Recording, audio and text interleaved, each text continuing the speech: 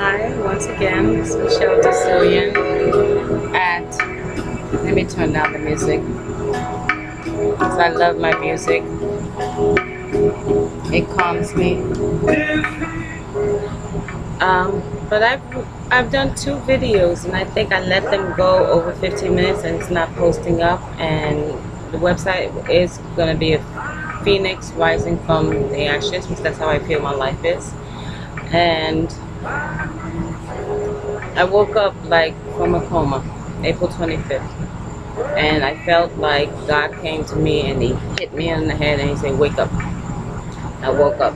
I knew I was in a mania state because I'm so angry. All the hurt, the anger, all the rage, all that, festering feelings that you have inside you that you don't go and look at it deep enough, so you find other ways to distract yourself. I did it by reading a book a day. I could read a 900-page book. Now you're saying, how can she have time to read 900-page book in a year? Well, for the past year and a half, I pretty much sat in a chair on a lazy boy chair. I'm getting tired. Lazy boy chair, and looked across where my mother was sitting on the other one, and she's 72, looks like she's 50. She's had 2 complete knee replacements. She's gone through, my father dying of one of the rarest cancers, only 1% is called Waldenstrom, died in our house. It took him 6 months to die. She felt like he blamed her for his cancer. So she went into a tailspin of depression. She's already paranoid schizophrenic. I was diagnosed with manic depression. Then it became bipolar. Now it actually has a different side that's called bipolar 2. I always thought it was manic depression. You're either manic or depression, and there's all different levels. That's what I was knew. When I was diagnosed in the 80s, they didn't know shit. And the medicine they gave you was, no wonder people refused it, because I didn't take it. I self-medicated with cocaine and weed and liquor. I went through a lot of trials and tribulations, a lot of hospitalizations. Every time I thought I was there, I was winning, I was being successful, my illness would rear its head. I would do something stupid, make terrible decisions, become depressed. It wasn't meant to happen. I had the talent, I had the drive, I had the beauty, I had the inside, that shining it factor. I had all of that. And I allowed what people thought of me and what this illness, how society put us in a little peg and try to fit us in a hole. And since we didn't, we were crazy. We cannot hold a good. I can't be a vice president of a company because I'm crazy. I'm not lovable, so why should any man love me or give me anything? Because I'm crazy.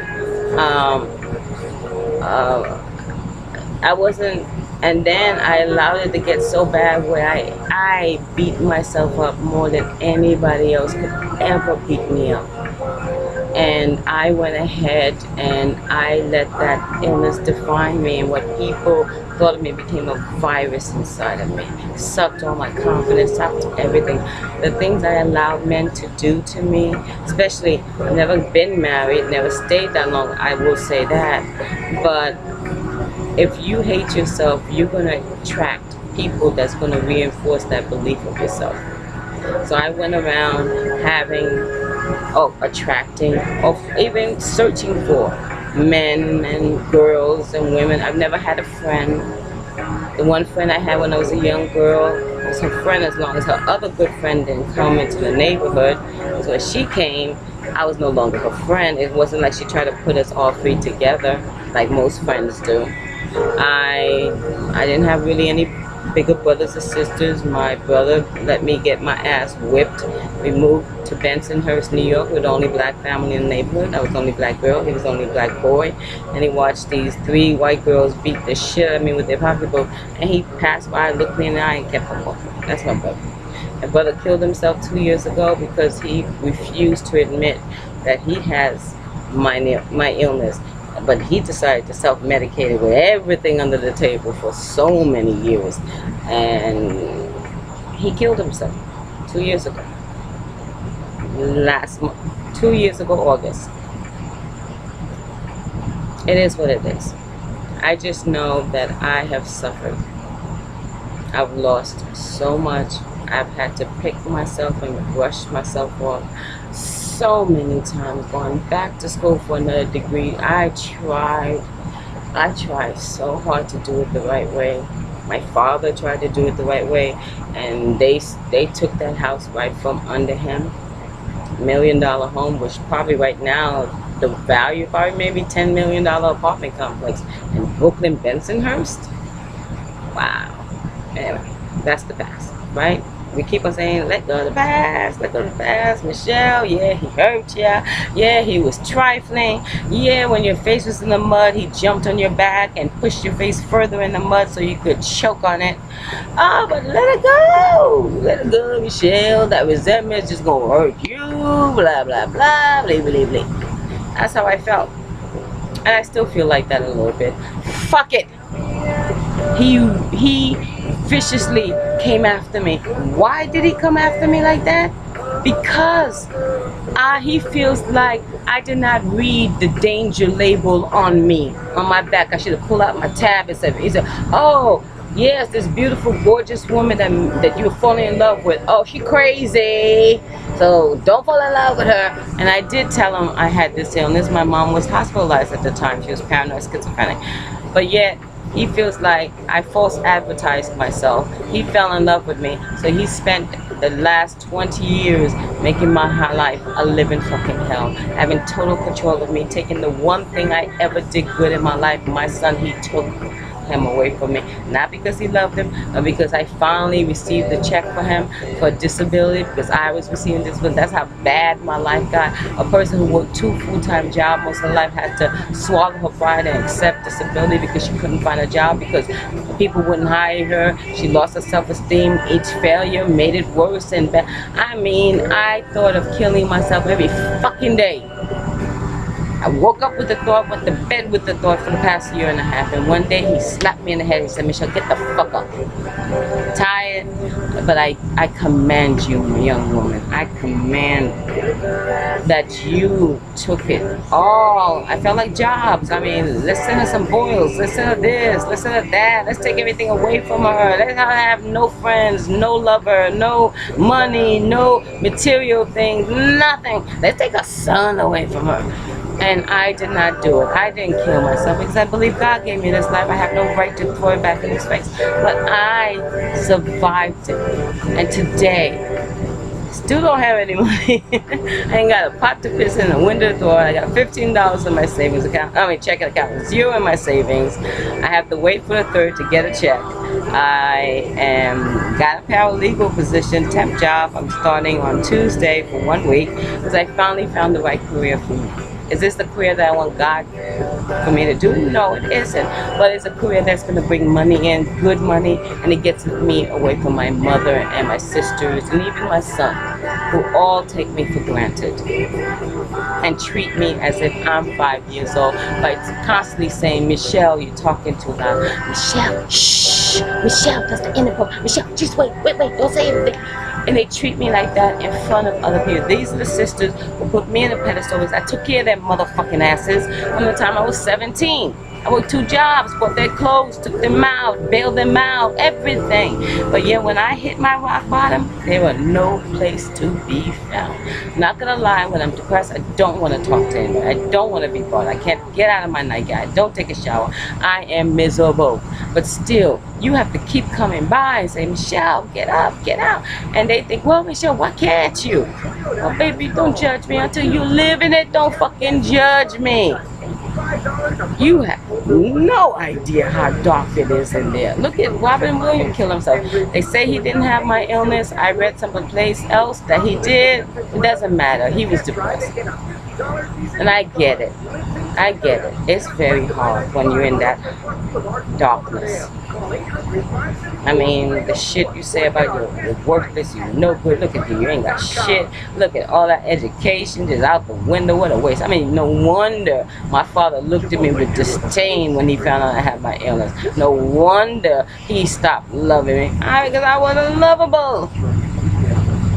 That's the belief I put for myself. That is the belief I did and said and everything. And then they put me on that medication that I gained 50 pounds in 3 months. It's taken me more than 10 years to start losing the weight. Finally off that medication. I've been swimming, I've been doing dance extreme, I've been walking with my beautiful dog, who I've never had a dog. Her name is Cookie, and she started the healing process. She just showed up in front of my house. My son wanted him, and she opened my heart. She made me feel like I could love again. I actually put a profile on Plenty of Fish, and I said it for real.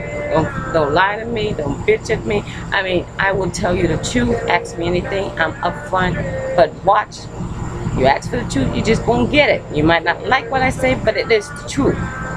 And I said that my belief in the ways, I don't have no time to play, no games, no nothing. You like me, I like you, then that is it. I don't want to hear to play the games. Don't lie to me. I catch you on a lie. You're the fuck out of here. I've been with nobody for 20 years, baby. I can wait for the right one. And I'm not that picky. People say, oh, you just so big, that's why you ain't got no. No, I'm not asking for too much. I'm asking a well-educated, handsome, has to be tall because I'm tall, man who loves me, who's my friend, who's my partner, who has my back. And when he says that, I believe it, because baby, I got your back. I got your back. I'm a loving woman. I just have no tolerance or patience for bullshit. And I think if you're in the real love, there's no need for all that bullshit. And some guys, they say, oh, I can't stand it, I come home, and there she's slamming the pans, and she's slamming the doors, but she doesn't want to say, what's wrong, I don't want to go home, oh my God, I'm going to have to face that again, oh my God. But guess what, you will never have to worry about that for me, because the minute you did what pissed me off, you are going to know at that minute you pissed me off. And Steve Harvey, you, with you saying trifling left and right, this trifling woman, well, I know plenty of trifling men. And just because a girl said that she's been with a great man, a good guy who loves her, right? But she's not feeling it anymore. He knows that sex is not the same anymore. And you call her trifling because she said that. He said how many women are looking for a good man. Here she got a good man, and she's saying, oh, she got some itch. Oh God, she got some itch. She needs to scratch it. Bam, trifling woman doesn't understand what she got. Well, you know what? It's better that she decide now, when they just know each other after 3 months, that she doesn't waste his time so he can find that good woman for him. She doesn't know who she is. She doesn't know what she wants. She needs to go and search. And like I said, until you love yourself, you can't love anybody else. So that doesn't make her trifling. That makes her honest. But I love you, Steve. I love you. I love you, comedy. I missed you in Louisiana. Yeah, I was still broke then too, but I found a way to get there. And if you want to know about the story I have about Miss Iana Van Zandt, who I've read her book for 20 years, it saved my life. Follow my story at A.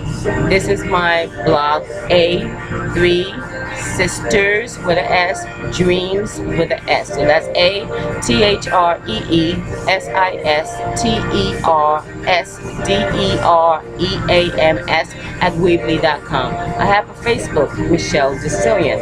I have Twitter, which I really don't know how to use, and Instagram.